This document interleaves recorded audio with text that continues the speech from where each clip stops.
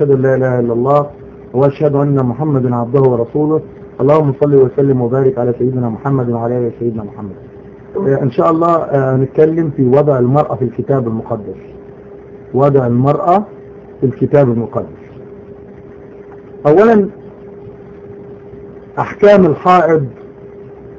الحائض في التوراة. أحكام الحائض في سفر اللاويين الإصحاح 15 إلى عدد 19. لاويين 15-19. إذا كانت امرأة لها سيل وكان سيلها دما في طمسها وكان سيلها دما في لحمها ف7 أيام تكون في طمسها. 7 أيام تكون في طمسها.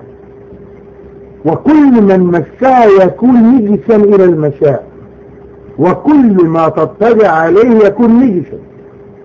وكل من مس فراشها يغسل ثيابه بماء ويستحب بماء ويكون نجسا إلى المساء. وكل من مس متاعا تجلس عليه يغسل ثيابه ويستحل بماء ويكون نجس إلى المساء.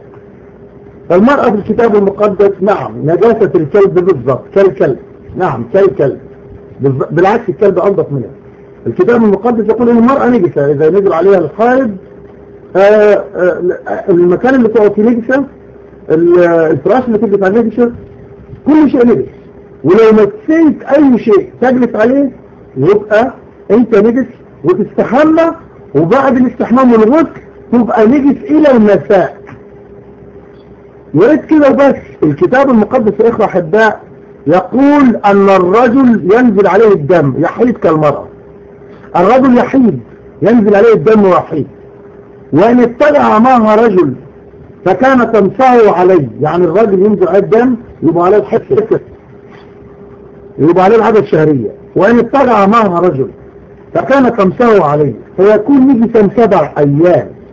الراجل الذكر نجس 7 أيام عليه الحيض. وكل فراش يضطجع عليه الراجل يكون نجسا. وإذا كانت امرأة يسيل دمها في غير وقت طمسها فتكون أيام سليان نجاستها كما في أيام طمسها إنها نجسة. وكل الأمتعة التي تجلس عليها تكون نجسة كنجاسة طمسها.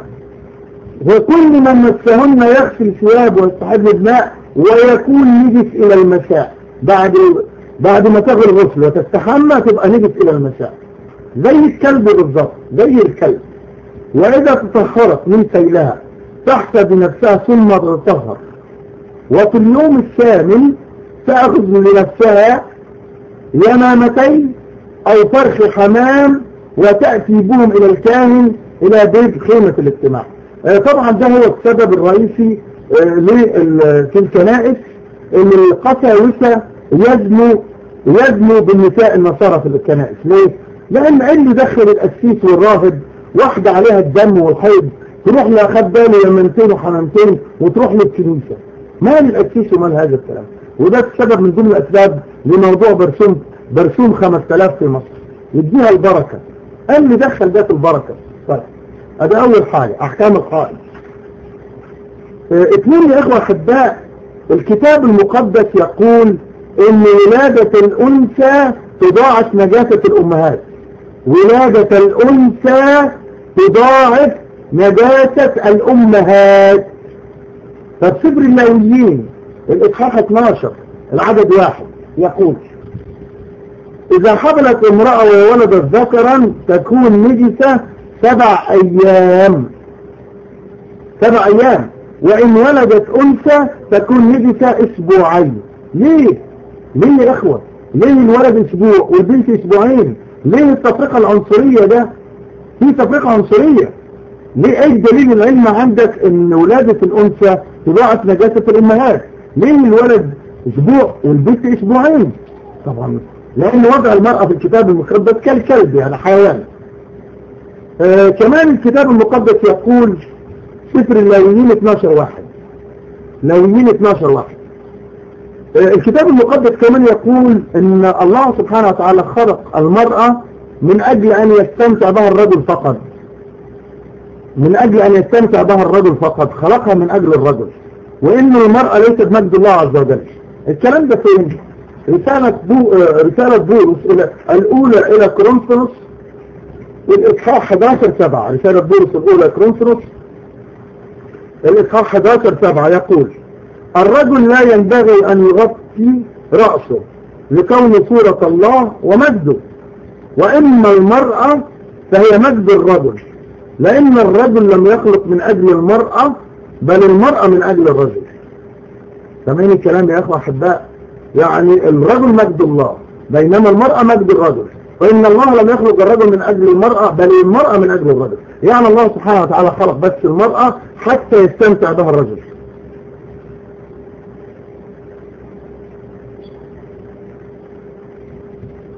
الكتاب المقدس كمان بيقول لك ان المرأة هي الشر. المرأة هي الشر. المرأة هي الشر. سفر زكريا الإصحاح 5:8. زكريا 5:8 يقول: وكانت امرأة جالسة في وسط الأيفة أي الحديقة، فقال الملاك هذه هي الشر. حسب الكتاب المقدس المرأة هي الشر. زكريا 5:8.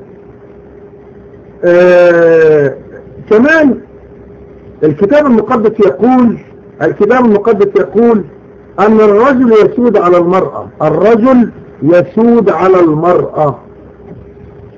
فعندك في التكوين الإصحاح 3:13 يقول: وقال الرب للمرأة حين أغوت آدم: تكثير وكثر أتعاب حبلك بالوجع تلدين أولاد، وإلى رجلك يكون اشتياقك وهو يسود عليك. الرجل يسود على المرأة. تكوين 3:16. أحكام مضاجعة المرأة في الكتاب المقدس. أحكام مضاجعة المرأة في الكتاب المقدس. عندك سفر اللاويين الإصحاح 15 العدد 16. لاويين 15:16. ده بيقول إيه؟ وإذا حدث من رجل اتباع ذرة يرحب كل جسد بماء ويكون نجسا إلى المساء، وكل ثوب وكل جلد يكون عليه اتباع زرع يغسل بماء ويكون نجس إلى المساء. يعني كل يوم تكون نجسة والست نجسة إلى آخر اليوم نجسة يعني، وتستحمى بمية وبرضه نجسة إلى المساء. سفر اللاويين 22:17. لاويين 22:17. فمتى غربت الشمس يكون طاهرا، ينتظر حتى غروب الشمس وبعد كده يكون طاهرا. سفر اللاويين 15:18. والمرأة التي يتجه معها اتباع زرع يعني جماع يستحمان بماء ويكون نجسين إلى المساء. يعني بعد ما تستحمى وتغسل الغسل تبقى نجسة إلى المساء. يعني والله يا إخوة، والله كالكلب يا إخوة. المرأة في الكتاب المقدس ما في فرق بينها وبين الكلب، نجسة كالكلب والله. الكتاب المقدس كمان بيقول ان المرأة في الكنيسة تجلس على الكرسي وتكون زي الكرسي اللي بتجلس عليه. يعني لا تتكلم على الإطلاق ولا كلمة ولا تنطق بكلمة واحدة. يعني زي ما بقول في أمريكا زبت يعني تقفل بقك بالسوستة. يعني الأمريكان لهم تعمير زبت يعني اقفل بقك بالسوستة. فهنا بيقول لك الكتاب المقدس يجب على المرأة ان هي في الكنيسة ان هي لا تتكلم بكلمة واحدة. فعندك في رسالة بولس الذي غير دين المسيح، رسالة بولس الأولى إلى كورنثوس الإصحاح 14 العدد 34 يقول: لتصمت نساءكم في الكنائس. ما تتكلمش ولا كلمة، تخرج، لأنه ليس مأذون لهن أن يتكلمان. ما فيش إذن لهم يتكلموا، يقعدوا ساكتين، بل يخضعن كما يقول الناموس. يعني الخضوع إذلال، سبدود. المرأة سبدود يعني مذلولة، ذل للكلاب، تقعد كده زي الكلب على الكرسي وما تتكلمش. بل يخضعن كما يقول الناموس أيضا. ولكن إن كنا نريدن يتعلمن شيئا فلا يتكلمن رجلهن في البيت، لأنه قبيح بالنساء أن تتكلم في الكنيسة. قبيح بالنساء أن تتكلم في الكنيسة. لكن النص بالإنجليزي أقوى من العربي. النص بالإنجليزي بيقول إيه؟ It's shame for woman to talk in the church. shame يعني انه عار، من العار ان تتكلم المرأة في الكنيسة. النص الانجليزي كينج جيمس فيرجن بيقول لك shame يعني عار، يعني من العار ان تتكلم المرأة في الكنيسة.